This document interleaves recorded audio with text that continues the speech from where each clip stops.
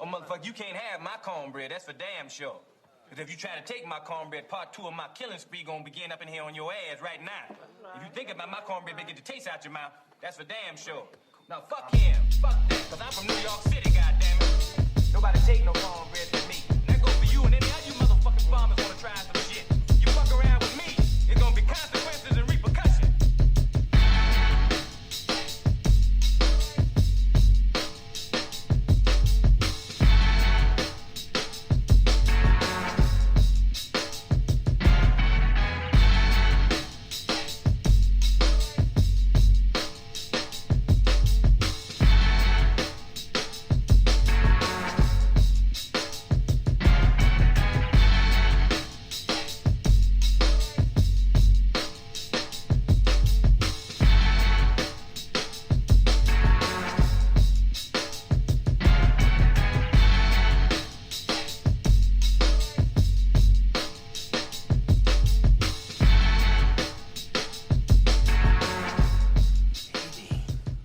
Haters gonna hate.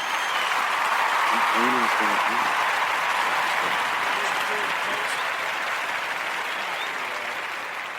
Maestro Styles. I'm Trey Frazier. Welcome Yes, to sir. another episode of the Barbershop Sports Talk Podcast. Live on the website, barbershopsportstalkpodcast.com.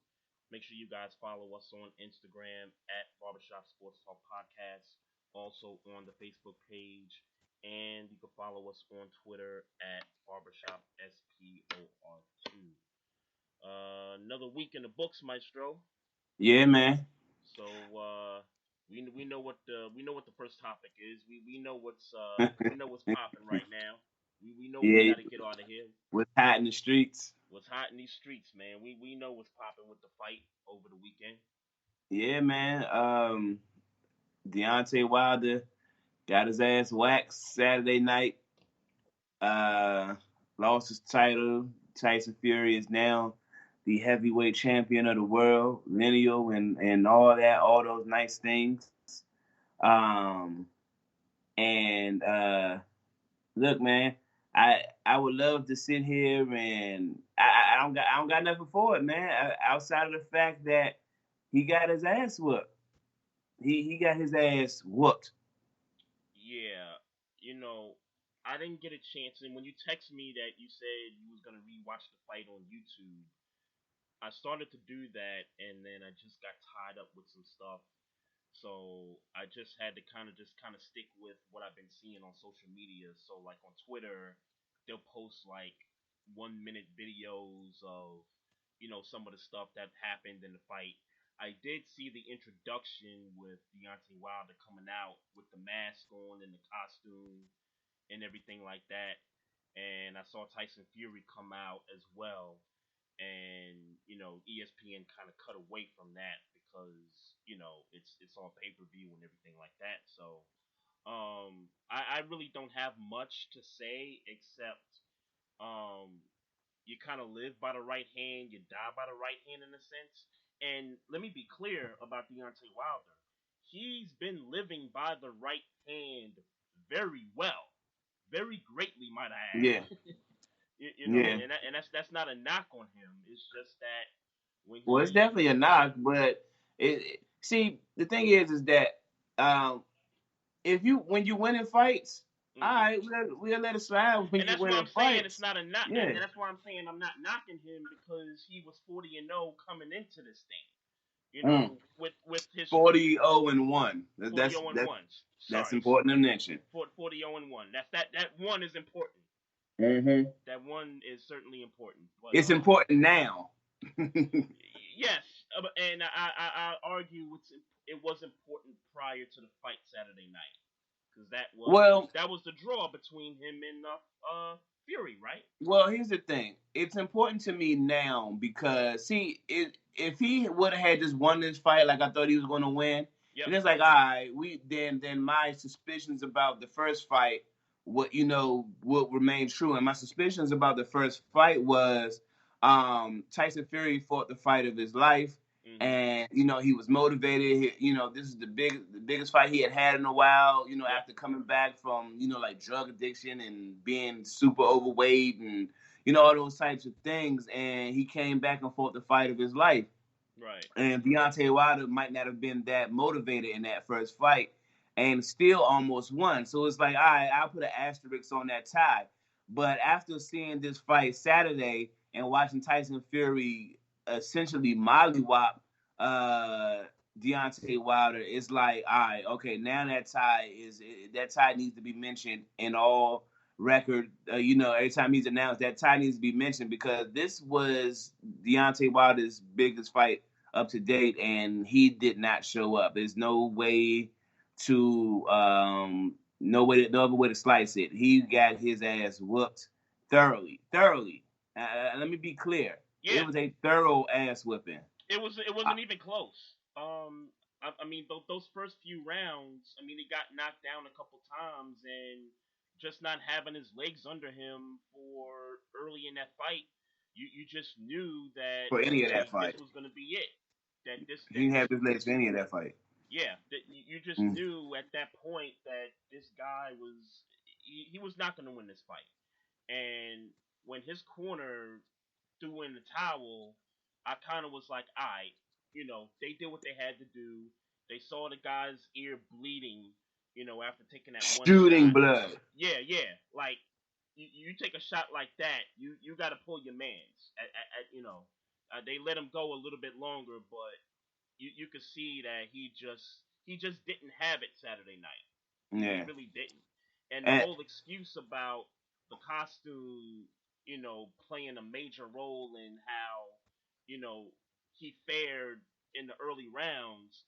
I gotta tell you, man, I'm not gonna pretend like I'm this boxing aficionado, but I just can't buy that a costume and yeah, I heard that the mask was 40 pounds. Yeah. Something like that. And God knows what the rest of the costume weighed, but I just have a hard time buying into that excuse. Yeah. I'm not buying it. Because for me, you knew how heavy that costume was before you wore it going on, Saturday night. Not Deontay. Tyson Fury was 40 pounds heavier at weigh-in, and I think this is important to mention. He was 40 pounds heavier than Deontay Wilder, like 270 or something like that, at weigh-in. So he went into the ring 40 pounds heavier than Deontay Wilder. And not to mention that Deontay Wilder was already fighting heavier than he normally fights. He paid the cost for that. Getting punched and then having 270 pounds leaning on you, through the majority of the fight. And look, hats off to Tyson Fury. That's what needs to be said more than anything. More than Deontay Wilder getting his ass whooped. This was a strategic fight where Tyson Fury had a game plan. And like a lot of people are saying, a lot of people saying on, popular media, Tyson Fury figured out how to beat Deontay Wilder in the 12th round of the last fight. When Deontay Wilder knocked his ass out, he got back up and then kept pressing the issue, after he had already gotten knocked out. And I'm assuming that he was pressuring him like that because he was confident that he had already won in Tyson Fury in that first fight.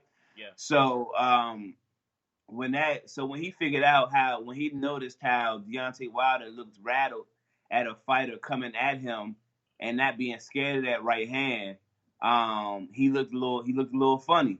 And they took that strategy, switched trainers, and this is what I'm gonna get. This is probably as deep into the studies of boxing I'm gonna get. But I just got finished listening to this on YouTube where somebody was saying, it was Joe Rogan, where he was saying that Tyson Fury switched trainer to Emmanuel Stewart's peoples, and in that boxing gym they studied their style of boxing is called Kronk, where it's like a heavy offensive, like they focus on the offense and like they don't throw like little bullshit jabs. They focus on throwing, hard jabs and, it's really an offense, it's based on being offensive and forcing the issue.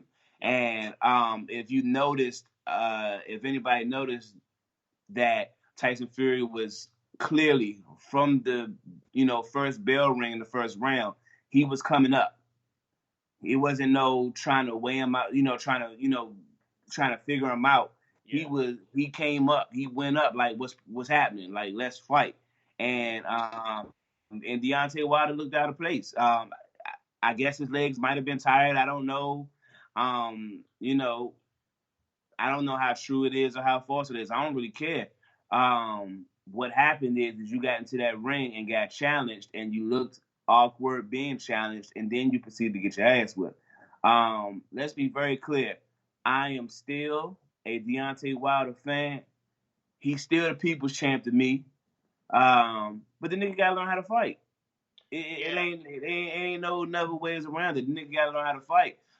If the nigga, God forbid, if the nigga could just learn how to fight, learn how to box. That's what I mean. He got a lot of he's not gonna learn how to box in 3 months if the fight is gonna go, if the rematch is gonna happen in 3 months.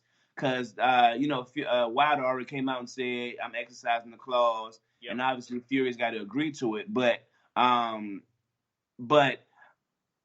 look, man, you're not gonna learn how to box in 3 months. He got to learn how to fight with his left hand.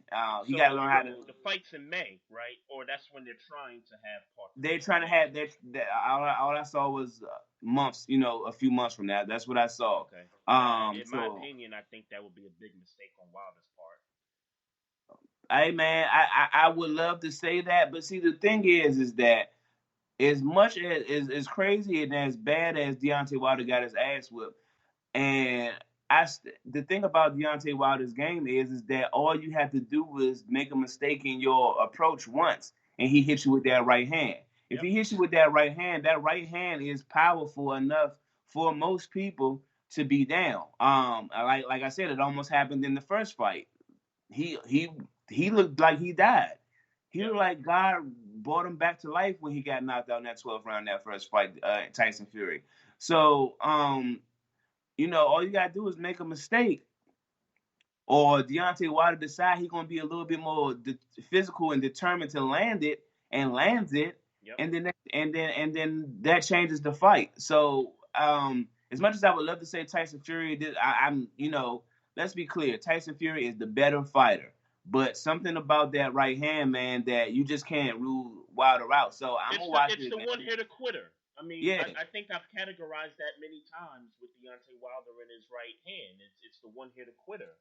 I think after experiencing this loss for Deontay Wilder, right, I think he's going to go back in the gym and he's going to step his game up. I think the ceiling is higher now than it's ever been for Deontay Wilder. And if that means he's got to get a new trainer, that he's got to get some people that, knows what they're doing and things like that, then I think Wilder has the capability to step his game up and be a much better efficient boxer. Only time I ain't gonna lie to you, man. I'm sorry, I didn't mean to cut you off. I ain't gonna lie to you, man. I don't know, and I don't know that he has. I don't know that he has it in him, man. Well, I mean, I can understand. I can understand people not knowing if he's got that. And he's still my man's. Yeah, no. I mean, and he's still my man's too. I'm just looking at the fact that this was this guy's first real loss, and I think something about losing when it comes to certain individuals creates some type of fire in you, and I'm interested to see how much of that fire he takes with him when he starts to get back in the gym, straighten himself out, step the skills up, get the boxing regimen going, and we'll just see from that point on, and only time will tell. Yeah, but I think we should be clear about one. If if Tyson Fury decides to take this rematch in a few months, I don't know what can change in 3 months, and I like you, I'm not an aficionado of boxing. I don't know what training can happen in 3 months that's going to turn him, to being the type of boxer that they think is going to take to outbox Tyson Fury. I saw something different in Tyson Fury this time. Looking at him in the second time, like this dude is a good boxer. I don't. I wouldn't call him necessarily one of the best I've seen, but he's for certain a good boxer. So with that, it's just like, man, we need to work on making sure your legs don't get weak, and we need to make sure that you are finding ways to land that right hand. And I don't don't, wear that damn costume again. yeah, well, and with regards to the costume, um, I loved it. I don't love what it did for him, but I loved it. I loved the way he came out. I was with it. I was like, Oh, it all was right, fire. yeah. I was like, let's The go. intro was fire. Yeah, like Black History Month. Let's go. Let's get it. We ready. Yeah. I was loving everything about that, except for the fact that it seemingly, or to his account, affected his actual fight. I'd have much rather you came in with, the regular golden garb that you come in with and had your legs, than coming in with the regal purple garb and getting that's 40 pounds and you getting your ass whipped. Yeah, Because right. I don't want this, much like the last fight that he lost. I don't care what the record says, it says a tie. He lost that last one too. Mhm. This is two ass whoopings he got from Tyson Fury. And not to mention, Now, Louis, Maestro, not to cut you off, but let me be clear. I did not see Wilder Fury Part One, but I've heard a lot of folks say on Wilder's side that Wilder should have won that first matchup. no, it's a bald faced lie. Okay, okay, That's just how I see it. okay. I No, think any and objective. again, like I said, I didn't see Part One, but the consensus out there was that Wilder should have won. I don't No, know if I that was think the just I think the Wilder consensus is that the Wilder fan base is that he won. okay, Anybody with an objective boxing eye know that Fury okay, won that fight. okay. I you know Fair that enough. yeah Fair it's enough. yeah, that was an ass whooping. That was an ass whooping too, all the way up until the 12th when he dropped him. Yeah. And give him credit, he dropped him. He and like I said, he and if you ever get a chance to harken back to that one, Yep. because I'm sure they'll show it to you in highlight form at this point if you don't want to watch the whole fight. You'll Right. see he got his ass Okay. whooped, Okay. and when he dropped him in the 12th, Mhm. when Wilder dropped him in the 12th, he thought he escaped. He thought, man, I was getting my ass whooped, but I dropped him and I got him when it mattered. And when Fury got back up, he was like, shit, like this nigga got up. All right. Fair enough. Yeah. So got a couple comments here from RC in the chat. What's up, RC? What's He up, man? says Kronk's gym. Thomas Hearns used to be a pure boxer when he was an amateur, but when he turned pro, Emmanuel Stewart turned Hearns into a knockout specialist. He also helped Lennox Lewis after he lost his first fight by knockout and turned him into an all-time great. My point is that Wilder needs a new trainer that will take him to the next level. And he also says, in regards to part three of Wilder Fury, it won't happen again in 3 months. If they fight again this year, it will happen in about 6 months. See, that's kind of where I was leaning more towards. That Mm-hmm. if part three was going to take place, that it had to be 6 to 8 months down the line. So you're Sure. talking at this point around the end of summer into the fall. Well, the reports are Mm-hmm. that he. That's what the reports are. I was just basing it off the reports, not necessarily what I thought. No doubt. So, yes, but yeah, man, Tyson Fury. Tyson Fury is a better boxer than Deontay Wilder. There's no Yeah. fuss, no muss about it. But Anybody that's got a bone of objection into boxing knows that Tyson Fury I is the think better boxer. that's a fair. I think that's a fair assessment. Obviously there'll be some, spectators or fans that'll disagree, and some Wilder stands that'll disagree. But anybody who got an objective opinion, Fury is a better boxer than Deontay Wilder. But all you gotta do is get caught once, and that's the meanest right hand in the business right now. No question. So I got a question, and we could shift over to the next topic. And actually, I did want to bring up something in regards to boxing because um, Layla Ali got called out by Yeah. your girl, and wasn't that the same girl that we were watching at Yeah. Shalik's house? Mm-hmm. Okay, Yeah. okay. So what's next Rest for I guess what's next for these two guys? Obviously, part three is down the line, but I keep hearing Anthony Joshua's name in the mix here.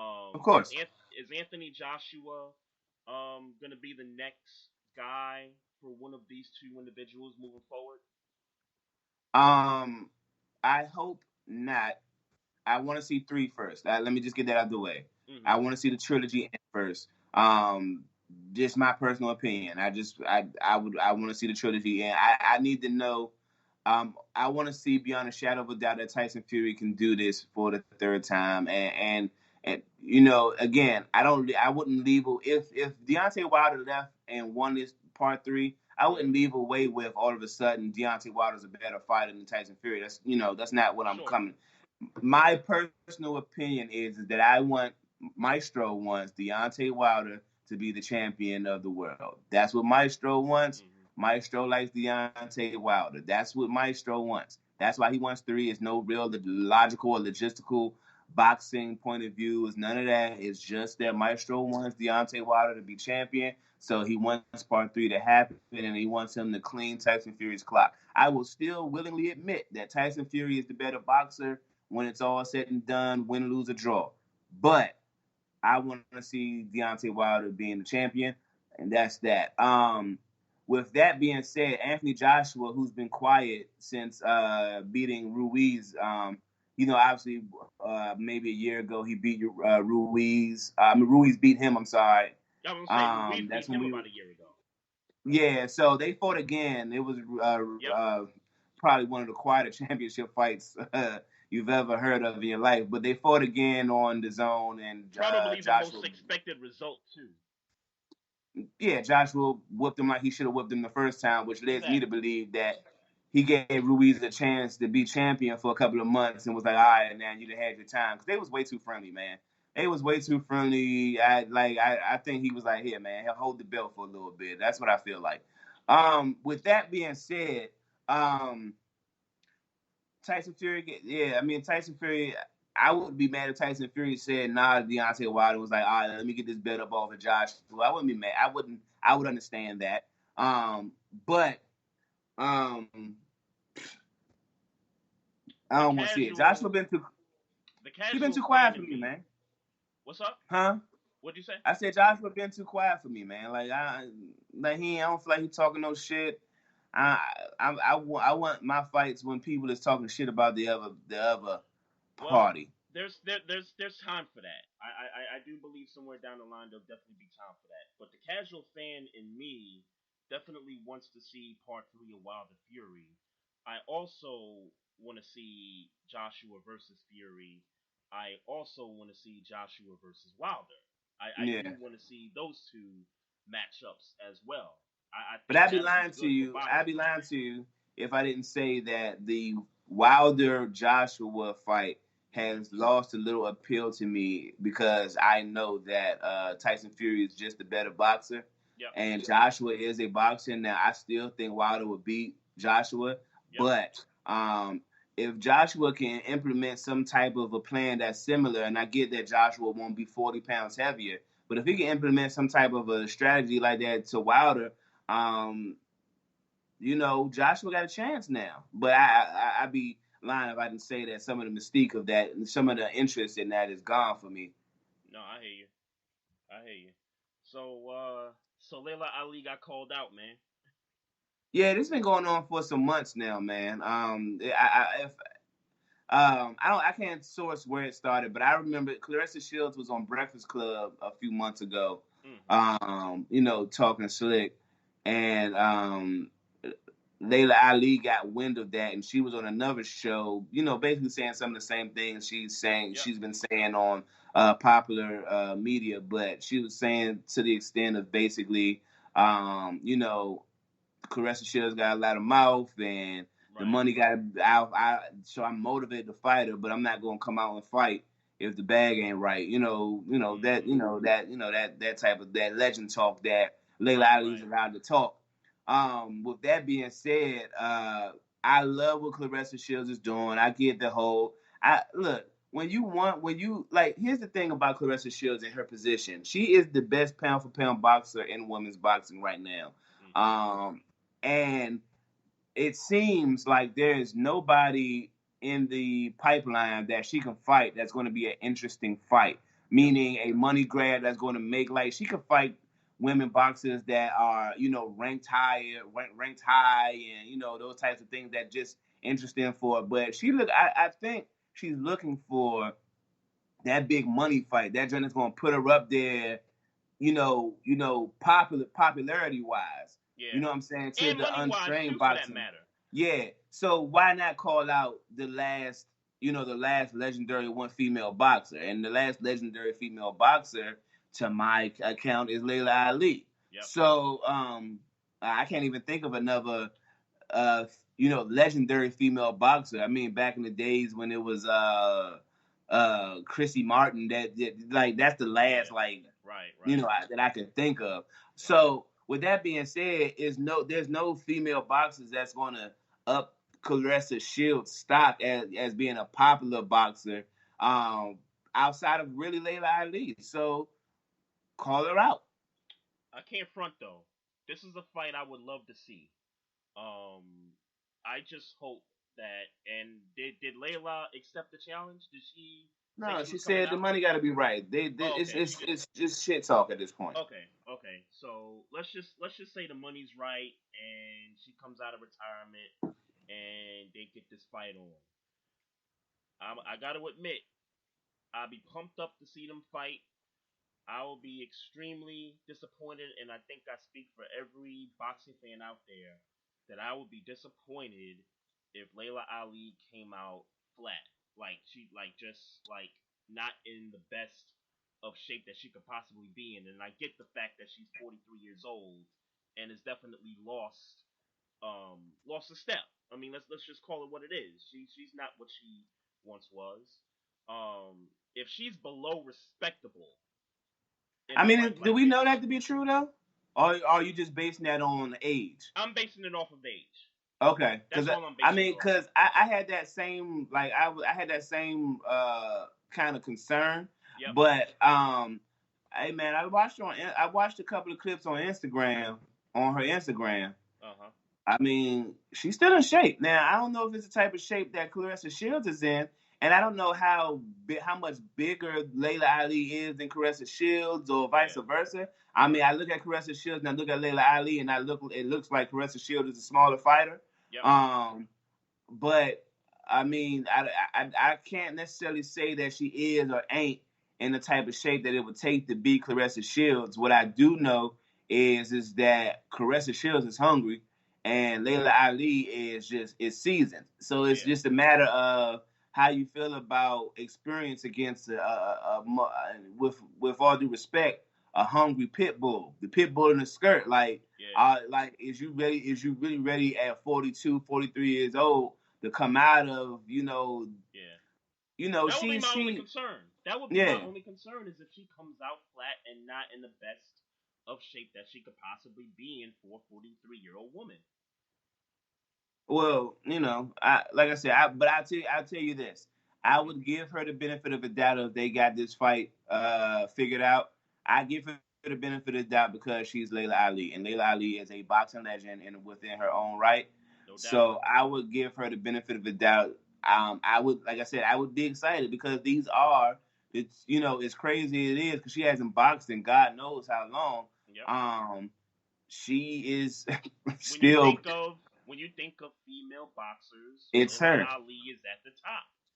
And when you think of relevant female boxers right now, it's Claressa Shields right now. Yeah. So those are the two names when you think of female boxers at this point. But if she goes out on pay-per-view and cleans Layla Ali, now we're talking about Now we're talking about her cementing her legendary status in women's boxing in one fight. Yeah. She's officially legendary status if she beats Layla Ali in a convincing fashion. Yeah, I mean, it puts her at a totally different level than she has now. Yeah. You know, she went up against a Hall of Famer. Yeah. And waxed him. Yeah, yeah. Even if it was old Clarissa Shields. If Layla Ali looks like she's in shape and gives Clarissa Shields a good fight, and then Clarissa Shields then pulls away and dominates, yep, yeah, legendary status. no doubt. And RC in the chat says Layla better leave it alone. I'm a huge fan of hers, and she should have been a first ballot Hall of Famer, but she's 42. Let it go. And he also says Layla hasn't fought in 13 years. 13 years, my yeah, God. So yeah, it's been a minute. That's my only concern, man. Other than Yeah, that, I want to see I the fight. watched Layla Ali say what she said on Breakfast. Mm-hmm. Said again last week on First Take, her saying, I ain't got no problem fighting, and just the money got to be right. And like I said, it's just I don't doubt her love for boxing, but the love of boxing is different when you didn't already did it and been away from it for so long, as opposed to Shawty Shields, and she in it, right? Like she in the trenches of it, trying to, you know what I'm saying, get to Layla Ali's status. That hunger different. Right. You know what I'm saying? Like, you know, some kings just got, or queens in this matter, they just got to get their head cut off. And I would hope, you know, I lean more towards RC for the sake of how, how people would try to play Layla Ali for losing if she lost bad. Yeah. But at the same time, I want to see a pay-per-view fight with Clarissa Shields and Layla Ali because I like boxing. Yeah. So it's like I'm with it. I would down. definitely watch it. I'm down for it. But she better show up. That's all I gotta say about that, man. Just want to say what up to Mocha Bell in the chat room. What's happening right now? So Maestro, did you have an opportunity to check out the Kobe Memorial yesterday afternoon? On Instagram, I had a busy day yesterday, but I saw some of it on. I saw the for lack of a better term, with no disrespect to the people who spoke, I saw what I wanted to see. Okay. Yeah. I can't front. I watched some of it on streaming video yesterday afternoon while I was at the office a little bit. Kind of cut in and out because I was taking calls and stuff like that. And just a couple of things for me that kind of stood out. Michael Jordan's speech obviously was one that stood out.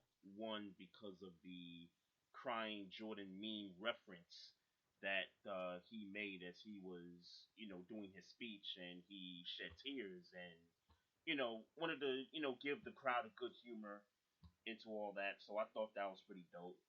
And the other thing that I took out of it was this whole thing about LeBron James and where's LeBron James at? What's going on? And stuff like this kills me, right? And I understand that LeBron James is arguably still the best in the sport, best on the planet when it comes to the NBA and things like that. But stuff like this just kind of lets me know that this is why LeBron kind of did what he did. In my opinion, LeBron James wanted to keep himself away from the camera, from the spotlight, when it came to this memorial. Yeah. LeBron, as we know, garners so much attention, whether it's positive or negative. LeBron's gonna garner attention. He's gonna get ESPN and Fox Sports and all these other outlets and social media talking. He just, to me, didn't want to be the spotlight in a situation because he knew that if he was sitting in the stands, like if he was sitting next to Jordan or if he was sitting next to Anthony Davis, you know how many times the camera would have been panned toward him throughout that entire thing? It would have been panned toward him numerous times, in my opinion. That's why I think he just kind of, was like, you know what? I'm just going to stay far away as possible. Now, I don't know if he was in the building. I don't know if he was at home. But I think for certain, he just didn't want to be in that spotlight. And the fact that people were questioning, and I saw this on the 6 o'clock Sports Center yesterday, the fact that people were questioning where was LeBron James? We didn't see him. Is exactly why LeBron wanted to not be in the spotlight. It's like, If he's there, he's gonna get attention. If he's not there, he's gonna get attention. So it's like he'd rather get the attention after the memorial versus getting the attention during the memorial. Let me ask you a question. Um, do you think that this would have, if to your point, do you Yep. think this would have been a bigger story if he came to the funeral or and was visible, or would it be a bigger story if he did, allegedly like they're saying he didn't show or stayed away from the camera? It's a bigger story that he's away from the camera to us Right, as people that are viewing and watching the memorial. It's a right, bigger story that way. I right. think I think in the lens of LeBron James, no matter what he does, whether he's there or he's not there, he's gonna spark conversation amongst Skip Bayless and a few other people. Even he, questioned it this morning, I think. What was the line of questioning? Like, what were they saying?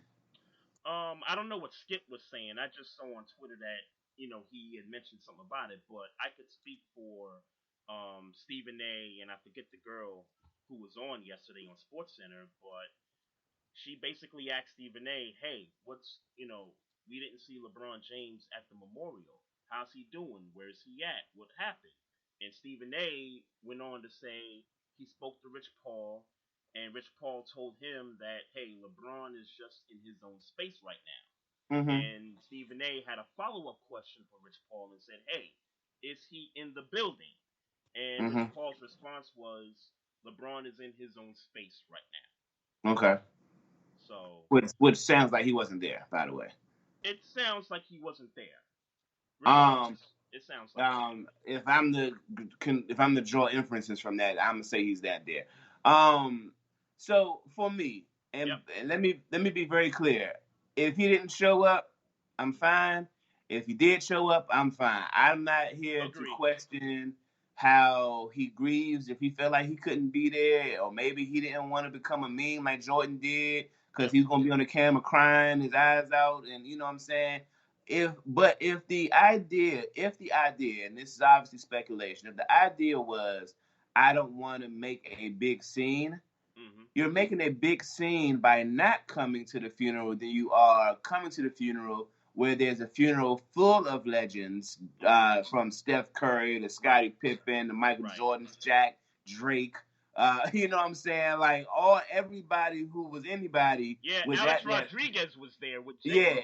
yeah. Anybody that was anybody was at that funeral. So Yeah. I don't think he would have got some extra camera time, Mm-hmm. more than the norm with all those other legends and superstars there in the building.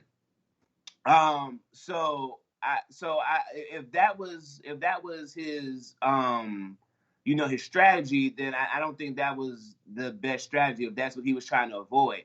Um, but with that being said, Mm-hmm. um, like I said, I'll leave it with he's allowed to grieve how he wants to grieve, and I don't think anybody questions his love or respect or whatever for Kobe Bryant, and Yep. I don't think it should be questioned because he did or didn't show up to the funeral, because like I said, people just grieve different. When I'm nobody to try to criticize how he grieves and how he deals with it. If he felt like, I'm sure there are other legends of the game who respect Kobe that didn't show up. Oh, I'm certain of that also. I'm, I, you know, But because it's LeBron James, of course this has to be a story that, again, I'm gonna make my stance on this. It's overblown that, you know, they're asking where LeBron James was I during the don't think it's memorial. over. I don't think it's overblown. I think that's a legitimate question to ask. Mm-hmm. At the same time, when you got your answer, that should be an appropriate answer. Agreed. People should wonder where the biggest NBA star of this generation is when he's not at the last generation's biggest star. Like, I get the questioning. Yep. It's just that when you get an answer, all right, he didn't show up or he's in his own space. Right. However you want to interpret that, that's up for you to interpret it how as However you want to whatever. interpret that. Yeah, That's I agree fine. with that. But I agree with that I 100%. didn't have a problem with people questioning it. If people had something negative to say about why he wasn't there or was there or Which was in the there were back, people. I don't know. I ain't heard it, so I ain't gonna say who said what because I don't know who said what. But what I will say is that anybody who got something negative to say about what he did as a grown ass man, he ain't got to prove to nobody that he respect Kobe Bryant. If you don't think at this stage of the game that LeBron don't respect Kobe Bryant, like we seen how all this been playing out since he passed. We know that that LeBron James has a high regard for Kobe Bryant. Let's not start acting different because he didn't show up at the funeral allegedly. LeBron has done enough to warrant being absent from Kobe's memorial. If I he mean, was absent, if you go back a week or two ago, they did the intro to the Lakers game. It was a Friday night, I remember, and Usher came out, took him to church, and then LeBron came out, and LeBron did his speech. And to him, that's enough. And to and I don't me, even want to I say think that's enough. enough. I don't want to say enough because there is no threshold of how LeBron James was supposed to react to this. So I don't want to say enough. If he decided he just wanted to stay quiet the entire time Hmm. because he was grieving and that's Right. how he grieved, then that's okay too. Right. He And don't. I He ain't. say and I say enough because of the fact that he did do the speech before the game. So immediately after that, it was like, okay, LeBron has done. He's paid his respects. He did an awesome speech. He did what he had to do. I think at this point, I don't want to hear from LeBron when it comes to remembering Kobe Bryant at this point. Let other people come in and talk about Kobe Bryant. Like, that's why I brought up Michael Jordan because we hadn't heard from Jordan since Kobe's death. So I Mm-hmm. thought that was I thought that was refreshing. We've heard from Shaq multiple times, so I wasn't really as you Nah, know Shaq had the best speech, bro. Okay. I mean that's up for I opinion. mean, I mean just what that line, just that line. yeah, what he said was funny though. That was I the give him best. That that. was the highlight. That was the highlight of it for me. I give him that. That was a funny statement he made about Kobe Bryant. And then who else spoke? Oh, the Of girls. course. I forgot the girls that play basketball in college in the WNBA. I forgot about them. So Well, of um course, his wife spoke, and yes, yes. and I don't want to keep beating a dead horse, but for her to get up and I've never heard her talk up until like period. I've never heard her speak until this funeral. Mhm. So it's like for her, she came up and spoke, and and that was a nice speech for somebody Uh, who's not in the limelight. strong speech, bruh. Yeah. Cause I don't know how you can go up there after you lose your husband, you lose your daughter, and you got millions of people watching you, and to go up there and do that, man, I salute, man, for certain, man. Yeah. So now suing the helicopter company. Uh, as well as she should Yeah. for everything they got. But she's suing the helicopter company. I don't know all the details, but there are rumors, Hmm. just rumors, that the guy who was driving the helicopter, flying the helicopter, um, allegedly may have had might may have not been in the right mind when all this was happening Yep. and was speeding in the helicopter, Hmm. even with the fog going on. Like all these rumors are coming up, and she is looking to sue this company, essentially for lack of a better term, killing her husband. Yeah, and I want to clear something up because I remember the week after we talked about Kobe, I had made mention about air traffic control and what was told to me years ago at the airport about what their purpose is. And if I remember then, I was saying that air traffic control was responsible for the traffic in the air. Well, I want to clear that up because I was given some bad information, one. And two, their real purpose is to just let pilots know that, hey, these are what the conditions are. That's it. Right. If you want to go take a chance, Right. then that's on you. But our job is That's on to you. just give you the conditions of what it's going to be like. So you prep Mm-hmm. however you want to prep, but this is what it is. So I just want to clear that Right. up. Okay. So, um, Yeah. so I got something else that's a little bit related to this. Have you heard what happened to Patrick Peterson? No. Okay, so I'll break this down for you. And I got Patrick Peterson. We're talking Patrick about. Patrick Peterson, the guy that averages 4 minutes a game for the Los Angeles Clippers. He's Gotcha. like Okay. he's I just want that. yeah. I, He's like the 13th man off the bench a for the lot of Clippers. Petersons was flying through my head, so I was trying to figure out which one you was talking about. I'm with you now. Yeah. Now, did I say Peterson or Patterson? You said Peterson. Okay, my mistake again. Patterson. It's Got you. Patterson. It's Got you. Patterson. So Patrick Patterson, who averages 4 minutes for for the Los Angeles Clippers. And be wilding out on his baby mother. Oh, okay. That's something new. We reported that years ago. Okay, that's something new, but I'll touch base on that. So on his Instagram the other day, right? So the NBA came up with a date to where the Clippers and the Lakers could play their game. Remember, this was the game that they postponed a couple of days after Kobe's death. Yep. And so this is what Patrick Patterson did on his Instagram story.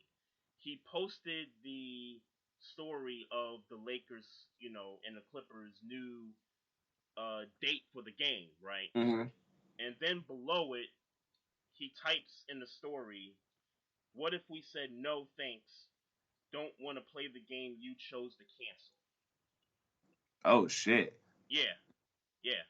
A matter of fact, I'll text this to you because Oh he shit. deleted the Instagram story like immediately once Yeah. Twitter and everybody else caught wind of it. And he Oh was shit. and he was getting killed on Twitter. Yeah. He was getting Yeah. killed. And then you Yeah. know about this whole thing with what he said about black women, right? Nah. Okay, so he said that it was in a magazine interview someplace. It was months ago. And, he has a white wife. He's got a snow bunny. So Okay. um God bless the snow bunnies. so yes, God bless the snow bunny. So I said bless, not blast. I meant to say bless. Okay, gotcha. All right. So in this magazine interview, this guy asked him about relationships and all that stuff, and he just went out and just said, "Hey, black women are." I forget the term he said. I gotta look that thing up, but he basically took a shot at black women, basically. Mm-hmm. And so he was getting killed for that in the social media also. So you got Never heard that. this. Yeah. So you got that on top of what he said about the league rescheduling the Clippers Lakers game, and here we are. Patrick Patterson is now trying to offer up free tickets to Clippers games, Fuck out of and here, lame. yeah, right. In lieu of Yeah. being chastised for saying what he said. What he thought he was trying to be funny? Like what the? Oh, was he? I wonder if he was serious or trying to be funny. Yeah, I wonder too, man. And I gotta tell you, well, let me be That shit first. wasn't funny though. Let me be serious about something. He deserved all the smoke because Yeah. that was unnecessary to say that. Knowing the situation, I mean, the Clippers agreed that it was best to postpone this game when the league and the Lakers came out and said, "Hey, this was a little emotional. We're not going to, we're not going to play this game. Maybe Patrick Patterson thought he should have had a say in it.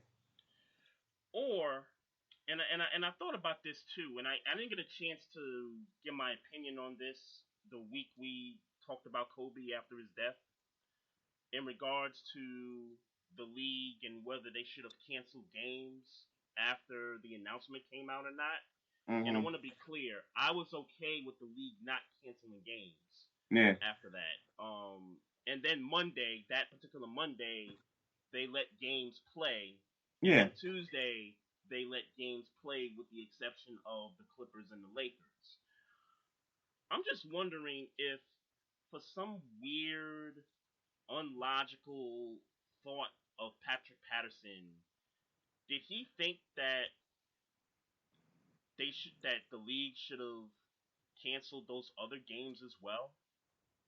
Was he trying to bring awareness to maybe some of the hypocrisy of the league or something? Yeah, I don't know. I don't know about that. That's that. You know what I'm saying? I don't get that reach. You're gonna have to. Yeah, I don't really understand that reach. Yeah, well, again, I told you how I feel. I was okay with them, letting the games go. And in regards to the game being canceled, I was okay with it because, and I know to some, it sounds like a smokescreen when they say, "Oh, the Lakers weren't ready to play this game." I think for me, it was just more than they weren't ready emotionally to play this game. The Lakers, as an organization, knew that they had to do that Kobe Bryant memorial yesterday. They knew that at some point, whenever their next home game was, that they were gonna have to put on um, some kind of memorial, like what they did against against what they did that Friday. That Friday, yeah. So from an organizational standpoint, it was just more than just the players were emotional because let's face it, the entire league, from players to coaches to executives, everybody in the league was emotional about Kobe's death. In regards to the Lakers, they were emotionally spent. Plus, they had to put these two events together. So it was only Do you think right. they could have? Do you think they could have played the game and then still planned the memorial on Friday, or do you think they had to do it with that next available game?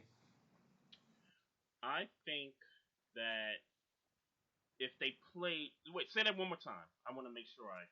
I'm saying, why did they have to postpone the game to plan the memorial? They could have just played the game and then still planned the memorial. Like, is that what? I don't see that it was necessary that the next available game they had to do it, that they had to do it. You get what I'm saying? Right. So now I think what you just said there might tie into the possible Patrick Patterson thought that, damn, like, we could have played this game on Tuesday. Hell, the other teams that were just as emotionally spent about Kobe's death as we are, played games. Players That's a played stupid games. That's a stupid ass social media post. That's a stupid ass social media. I said one way or the other.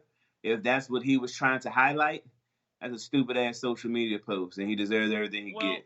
And the fact that you're Patrick Patterson and your opinion is not going to carry weight. I don't give a fuck. I'm not here to shit on a man's opinion. That's not what I'm here for. But at the same time, fuck your opinion. I'm not. I just know that everybody else who follows the league and the game, everybody's not going to take his opinion. I'm sure nobody asked Kawhi Leonard, should we play on Tuesday? I don't think that happened. I think the Lakers organization said, "Hey, I ain't ready to do this.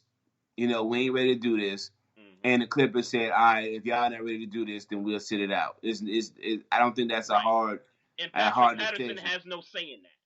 Well, I don't think that. Like I said, Patrick. I don't think Kawhi Leonard had a say in it. No. I don't think Doc Rivers had a say in it. I think when they said, "Hey, we can't play," for whatever reason, the Clippers said, "All right, we understand. Yep. The generational player has died. All right, whatever y'all need. You know what I'm saying? Sure. Whatever y'all need to do." Sure. Whatever Patrick Patterson was intending to get out of the way, though, you stupid, and you get everything you deserve. That's a Yeah. stupid ass post. There's no And then he we're tried to not. take it off for social media. That was the like gay stuff about it. Excuse me, but I mean, he immediately took it off of social media because he got all the smoke, and then tried to be like, "Yo, I got free Clippers tickets, y'all. Where y'all gonna meet me at? I It's a got free tickets dumbass to the up. game." It's like, come on, man. It's Like, a dumbass up. you messed up. You know you messed up, and then you got this whole thing about what you said about black women. And I know what you said about black women. You don't. Well, maybe you do mean it, but the fact I that don't. you Yeah, I don't came, know what but the the fuck fact he that you mean. came from a black woman Yeah, and you still that said don't what you mean said. shit. Well, That right. don't Well, mean shit. that's what I'm saying. That's what I'm saying. He might have meant what he said. Yeah. But the fact that he came from a black woman and he still said that, man, come on, man. Fuck out of here. Come Fuck on, out of man. here. 4 minutes. 4 minutes a game. Averaging 4 minutes a game, two You points a should get. game, bro. And I'm saying, let's be clear. I'm saying this with love, with the kind of love that Snoop had for Gayle King when she said what she said. Fuck out of here. Nah, he don't get no love, man. Fuck out of here. That's just not a smart post, and you should get all the negative energy that you're getting from it. That's just not that's not even an ethical post. That's not even an ethical post. That's not even good morale. Right. So Fuck out of here. Speaking of Snoop Dogg, this was not in the notes, but I'm only saying this because you said his name. So I guess Jada Pinkett interviewed him on her Red Table talk show or whatever. I didn't see It it yet. didn't. It didn't air yet. I went looking for it today. It didn't air yet. It didn't air yet. Oh, okay. It Okay. didn't post yet. Yeah, they didn't post it yet. Oh, okay. Yeah, I Okay. went looking Yeah. for it. Yeah. I'm curious about it.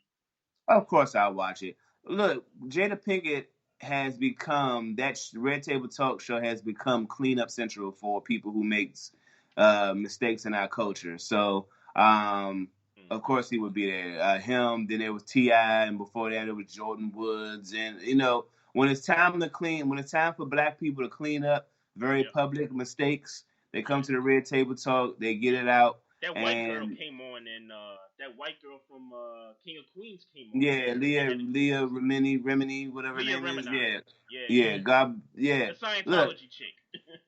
God bless Jada Pinkett Smith because she's doing the Lord's work right now.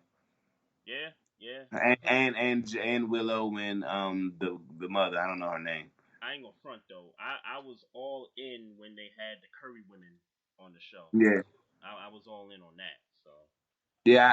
I really do appreciate that Red Table Talk show, man. I really do appreciate it. you there? I see you. Well, they can't see my face, bro. So Well, no, I'm just talking. I'm just talking. yeah. So the Dwayne Wade documentary, I watched it Sunday night, and I kind of thought that this documentary was supposed to be like how can I describe it? Like the lead into the whole controversy with his kid and the gender change Yeah. and all that Well, stuff. by the way, he hasn't. We don't know that he's getting a gender change. We just know he wants to identify as a girl. You're right. Yeah, thank Yeah, you. I want to be very clear on that. Yeah. No, thanks for clearing that up. Because a lot of cats on social media kind of got that whole thing and corrected, i.e., Boosie. Uh, so yeah, I kind of thought that the documentary, and it was a great documentary, by the way. Highlighted his time growing up in Chicago to the league, the whole Big Three experiment and everything, and then it got into his family life, and I kind of thought it was sort of going to be the lead into the hot topic that everybody's talking about with his kid, and his kid wanting to be a girl instead of a boy. I gotta tell you, man, um, I'm I'm not liking the criticism that I'm seeing from people in regards to this, man. They need to mind their damn business with somebody with how they raising their damn kids. Exactly, man. Period. I'm not liking it, man. I'm seeing stuff like Gabrielle Union is using this as a business plan to be down with the LGBT community, and Dwayne Wade We lost respect for D Wade as a father, and I'm seeing all types of stuff, man. And I'm like, y'all, the guy came out and said, I'm gonna love this child the way it needs to be loved and supported. Period. And end the story. Sure, we have our feelings about, you know, sexuality and things Ain't like my that. damn kid. Yeah. At the end of the day, they gotta raise that kid. At the end of the day, that's it. They made that, D Wade made his choice that he was gonna love this kid no matter what. That's it. There's no turning back. There's no, well, he's a bad father for this. You don't know Yeah, what kind of father he is. Mind your damn right, business. Mind your business. Mind your damn business. That's right, that. Look, mind your all Boosie, whoever. Mind your business. yeah, Mind your damn business. It don't got nothing to do with you. And even if they decided they was going to let that child, start gender reassignment treatments, then that's their damn business. I yep, don't agree. It's not something I would do with my child. You know what I'm saying? I don't necessarily agree with it, but I ain't raising that damn child. It's not my business. exactly. I'm not raising it, and quite frankly, I don't know how I would feel if that was me in that situation. I don't know how I would feel. But damn it, D Wade, he's setting an example as a dad, as a black dad at that, and doing what he's doing to support this kid. Come on, man, That's your y'all still damn gotta cut it business. out. Y'all need to start. Y'all, and I swear it's a whole bunch of motherfuckers that don't got kids, that don't have kids, that been in these types of situations and don't know. Like, not let them deal with their damn kids, man. Let them deal with it. I mean, who knows? Things could, you know, maybe the boy at some point when he gets older might want to be like, alright, this ain't working for me. I'm a boy. I got to do this. Maybe. And But if he don't, so the fuck what? right. You know what I'm saying? Like, it, I can't stand folks that have their beliefs and just want to pound people over the head with their book of beliefs. I just Here's the can't thing. stand that. I'm not even mad at people for having their beliefs. Yeah, I'm not Don't mad be at out people for here. having their beliefs. I Don't be just out here don't like speaking it on. when you Don't be try out to here force speaking it on on. them. That's it. That at the end of the day, that is a child. Don't be out here speaking on that. Like, what do you think this child is going through with y'all speaking on that motherfucking child? You know what I'm saying? Yeah, Like, that's a child, dog. Leave that motherfucking this is kid a alone. different dynamic. This Leave isn't that kid alone. right. This isn't a 35-year-old coming out and saying he wants to do this. This is a kid, 12-year-old. And let's be Come clear, on. I don't give a fuck about that neither. But leave You know what these I'm kids saying? alone. Especially leave these kids alone that's being raised by their damn parents. Yeah, man. And Boosie, you got kicked out of Planet Fitness. Good, good. So what? You said what you said, and you shouldn't have said it. So Leave it, it, people like again. You could have said that in your circle of friends, dog. You ain't have to put that camera in your face and do that. yeah, You just man. ain't have to do that. Yeah. It's like for what?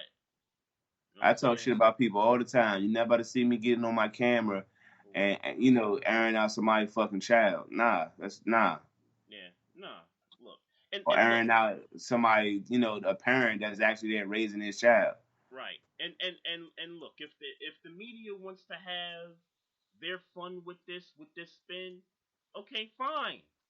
Let them have at it. But what you mean? Robin Roberts interviewed Dwayne Wade. So Okay. so the narrative is that the network got a homosexual to interview Dwayne Wade because it sort of fits the narrative that Oh, fuck out of here. now we're welcoming this person into the LGBTQ community, whatever that Fuck out of narrative here. is.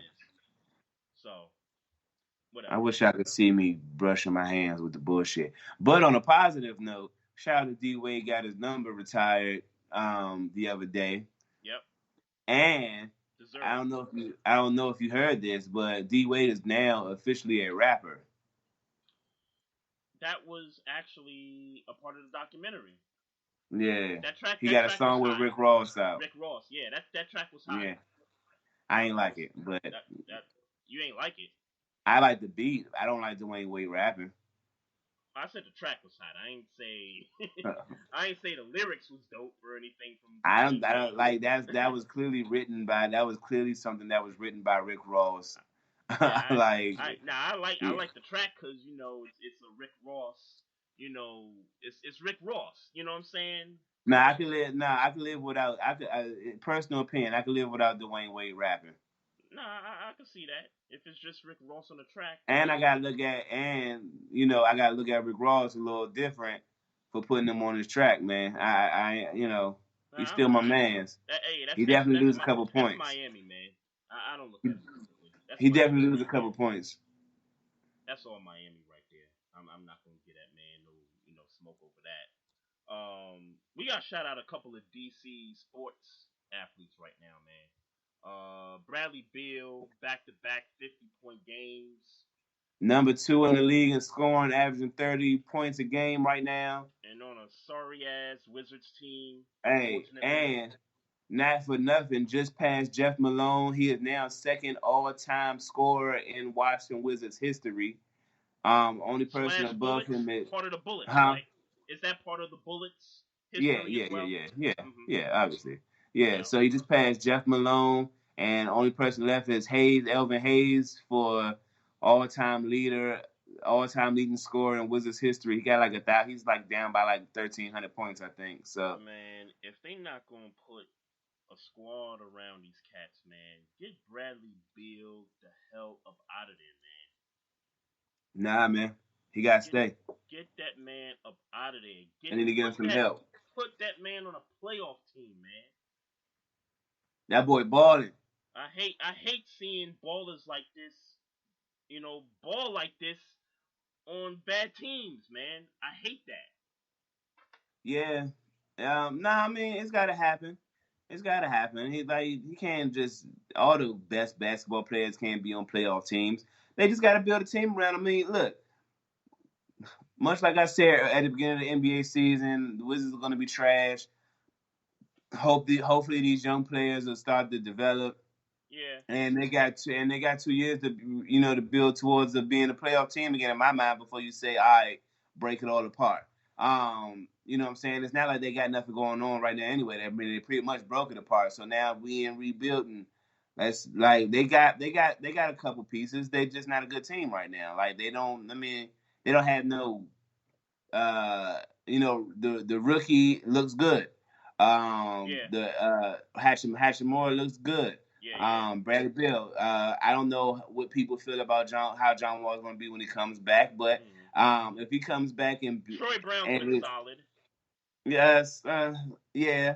Bertans is a very good shooter. Yeah. Like they got little small pieces. They just looking for somebody to take it to the next level. I don't know what's gonna happen with when John Wall comes back. Is that gonna up Thomas Bryant's play when Thomas Bryant is a little more consistent? 17 Bongo, like he alright, you know what I'm saying? We got little pieces. It's just and again we're in the East, so it's like all we gotta do is get on a little games out of a playoff spot right now.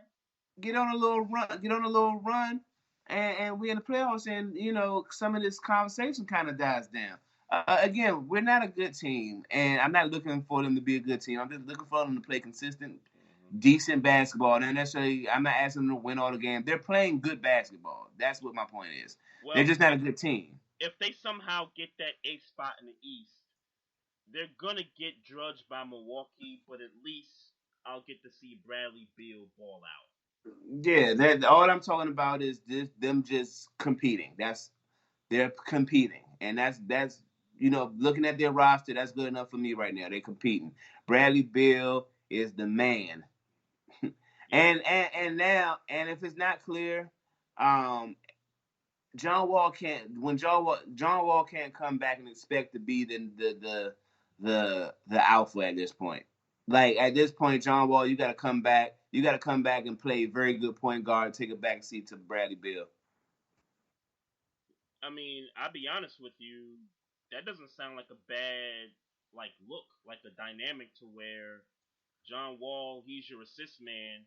Bradley Yeah. Beal, he's gonna get you those points when you need those points, and the others just chip in here and there. That doesn't sound like a bad dynamic. Yeah, if you can give me John Wall, give me 17 and 10, 10 assists, 17, 10 assists. And I settle for 9 assists. Give me 17 and 9 assists. Couple, 4 rebounds, and let's let Hachimura develop.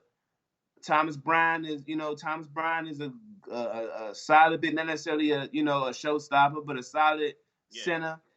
We got to shoot. We got a shooter. We got a couple shooters.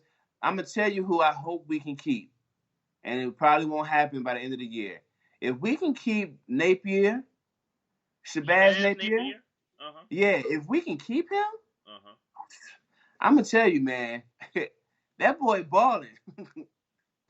That boy balling. How many minutes he getting a game? I'm probably not allowed. I mean, because he's probably still behind Ish Smith at point. So I was about to say, I was like, wait a minute, Shabazz he's not the backup to whoever starts at point. Yeah, no, but he's given. I'm watching him against I watched him against the Mavericks a couple of weeks ago when I was at the game, and because he had just signed, he had literally just signed a day ago, and played against the Mavs that next Friday, and he out there handling business. And then I watched him briefly. I didn't see the whole Bucks game the other day, but he out there handling business, man. That's what's up. I want to get him some more. I want to get him a couple more minutes, but he out there handling business. He crossing boundaries and shooting threes. We just need to get him in a position where when he come on the court, he needs to know, hey, you're allowed to shoot. Go crazy.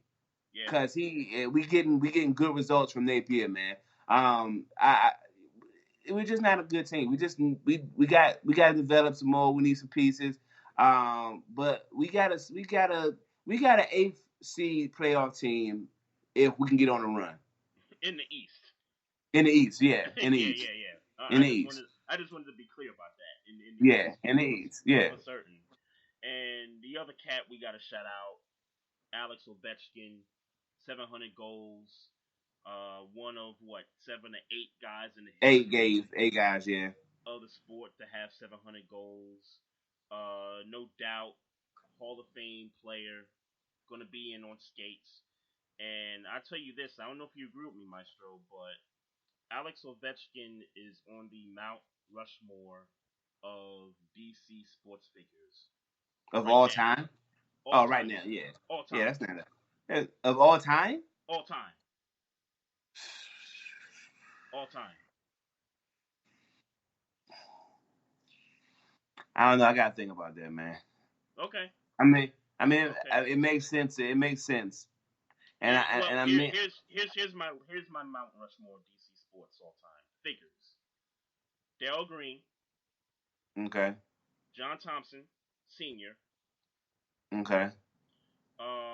Joe Gibbs and Alex Ovechkin. You got 2 coaches on there. I don't know if. Well, I said sports figures. I didn't say. Yeah, I get it. Yeah. I mean, if you want to break it down to players. I still got to think about it. I mean, because I got to think about it. I mean, Ovechkin, yes. I guess, but the title. I mean, I think that to me puts him there. The title so why not? Strasburg or Soto or Rendon. Somebody from the Nationals. I wouldn't put Rendon there. But I mean, just somebody who's Strasburg. He's been there. You know what I'm saying? I was gonna say I would put Zimmerman or Scherzer. I wouldn't put. Well, Scherzer ain't been that long. Yeah, he ain't been there that long. I wouldn't put. From the if it's anybody from the Nationals you want to put on that list, I would put Strasburg and Zimmerman over anybody else that has been on that squad. What about Allen Iverson? You count Georgetown? Good point. Patrick Ewing. Do you count? Patrick Ewing. Good point. Yeah, I mean, if we want to break it down to athletes, then yes, I think those names we just ran off were definitely viable candidates for it. for certain. I mean, I can't. I It's mean, just maybe Ovechkin makes it. Yeah. But I can't leave Doug Williams off of a DC list or. I mean, I'm with you on Daryl Green, but then it's like, and then who do you rule off? Because Mount Rushmore is only 4. You know what I'm saying? Right. I think that's what makes the topic compelling, though. Joe Gibbs definitely doesn't make my list, and as much as it hurts, John Thompson doesn't make my list. Well, I think can't remember. you're more so you want to put athletes in there. You more Well, so want it to be athletes. John Thompson definitely and I'm cool has with that. If that's what you want to do, I'm cool with that. Well, Joe Gibbs definitely doesn't make my list. Let me just be clear on that. Joe Gibbs, not because of any lack of achievements and what he's been to, DC sports, but he doesn't make my list. Okay. Victor Page comes to mind. You know what I'm saying? Like, it's school me on Victor Page. Huh? School me on Victor Page. Essentially, Victor Page is another guy in Georgetown who taught Allen Iverson his crossover. Okay. Steve Francis is another guy that comes to mind. I guess the Terps winning the title. Yeah, I guess. Because you would mess around and see Steve Francis in parks. Yep. You know what I'm saying? Playing ball. I mean, for that matter, I guess Kevin Durant ain't necessarily. If you say that, then do we got to mention Kevin Durant? Yeah, you got to. I mean that turns into a more DMV sports thing than DC. Yep. But it's kind of I don't know. It's a Maryland Terp thing too. If you're talking DMV, then it's more so a Maryland Terp thing now. Yeah, but see, the thing for me is that I know Steve Francis be in the city or was in the city handling business. Sure. So it's like it goes beyond, media, organized sports for Steve Francis. Right. No, yeah, like Steve Francis started Maserati music out here. Like it goes, you know what I'm saying? Like it goes a little deeper. No, I got you. It's just something about when you bring a title to the I can't argue with Ovechkin. I mean, I just would have to think about it. And I guess if I really, really thought about it, bringing that title means something. So, you know what I'm saying? Yeah. I guess I don't disagree. He's only been with the Caps. He hasn't been with nobody else. Yeah. You know what I'm saying? That's legendary. See, I think for me, I just really think about people who've been here for. I think of older people. I guess that's where Len Bias. My God, like you know what I'm saying? Like it's just good one. That's a good one. Yeah. Yeah. It's just hard to. It's just hard to. I think that's what makes the conversation more compelling is that there's a lot of people that you can argue for a list. I'd have to think about it, but if somebody said Ovechkin, I couldn't like really be like, nah, he don't belong on there. Right. I just got one last thing, man. So I don't have much on this. The CBA negotiations in the NFL that they've been kind of talking about. I'm just of the opinion that I don't care what the league is proposing right now. The players should just be like, nah, we not rocking. Whatever it is, we not rocking. We gonna negotiate this thing. We're gonna let this thing play out for as long as it's gotta play out, and we're just gonna cross that bridge when we get there. Because I hear reports about like the league is ready to sign off on this thing. And like you hear most of the veteran players are like, yeah, like okay, this is a good thing. Let's sign off on this thing. Whereas you got the younger players who are on rookie deals and haven't gotten to that second contract, knowing that more money is ahead. They like, nah, come on. If we can get more money, then I'm not agreeing to this right now. Yeah, but they don't got the clout though. Or at least most of them. That's true. I don't know exactly what issues are being up for debate. I know the popular issue amongst sports platforms is the playoff format changing to 7 teams, or Yep. 7 game, or it turned into 17 games a year. Mm-hmm. And my answer to either of those is whatever. I'm not whatever. Mm-hmm. I don't feel Your no way Steelers would have about, made it. huh? Your Steelers would have made it if Yeah, it I was mean, implemented last year. I don't care. I guess is what my point is. I don't care. Like, if they decide to move it to 7, I mean, I guess that would mean that there would be only one bye team. Yeah, so the number one seed gets the bye. Yeah, So and then everybody else plays. right, the two will play the 7, three to the 6, 4 to the 5, and Yeah, it's like, it would be 3 games wild card Saturday, 3 games wild card Sunday. all right, So all right. I mean, I mean, I mean, it's just more. All it says is more football for me. it's more You football. know, Yeah, that's it. That's all it is. I'm not like in love with it or not in love. I don't care. I really don't care. Right, right. I hear that the whole 17 game schedule thing is eventually gonna be 18 games. I guess by the time they renegotiate the following CBA, which I guess will be 10 years from whenever this one. I guess it expires after this season, right? This current one. Yeah, Yeah. So eventually, it's gonna be an 18 game schedule for the league. 18 games or 18 weeks. 18 games, Okay, which so means 19 weeks. I would say 20 because you got to add a second bye for these teams throughout the season. You would If you ask me, you would think so. yeah, that's my thinking. Yeah. Just give them just give them 2 buys during the season, and then this other thing where they're trying to stretch the Super Bowl into President's Day weekend. I tell you who's gonna be upset about that. The NBA gonna be very upset about that because that's They're their gonna have to push back All Star, yeah, or that's their All they Star it would. weekend. Yeah. So Well, I ain't gonna hold you. I wouldn't mind watching the Super Bowl and not having to go to work the next day. I wouldn't mind that either. I definitely wouldn't mind that. Otherwise, they need to just make the Monday after the Super Bowl a national holiday. Yeah. So I mean, if that's what they're thinking, you know, people not watching the whole game because they got to get home and get ready for work the next day.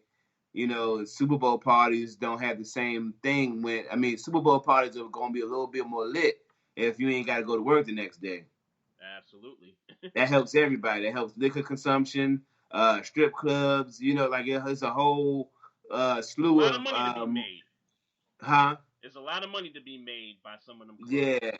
if we ain't gotta go to work the next day, I mean not just clubs, I mean chicken spots, pizza spots. Yep. It's like you stand to make a whole lot more money having a Super Bowl and then not having to go to work the next day. Yeah. Yeah. Like I wouldn't even because I've heard them say, "Why don't you just put the Super Bowl on Saturday?" It's like, nah. Keep the tradition. Keep it Super Bowl Sunday Yeah, because all yeah, NFL games is on Sunday. yeah. And then just declare the Monday after the game a national holiday. This way, everybody can, recoup from being hungover and, sleeping on their mama's couch or whatever, and, just leave it at that. I ain't mad at that, man. And I'm so not mad at that. I would say, you know what, NBA, yeah, go ahead, and move it back, move it a week back. Yeah, there you go. Because, they've kind of stretched their season out too. Yeah, Their niggas is season not having starts All a Star couple game weeks parties. earlier. Niggas is just not having All Star game parties. Well, it depends on where the All Star game is at. No, I mean like at home. Oh, yeah, you're right. Nobody Niggas wants is to do not that. having All Star game parties. No, no.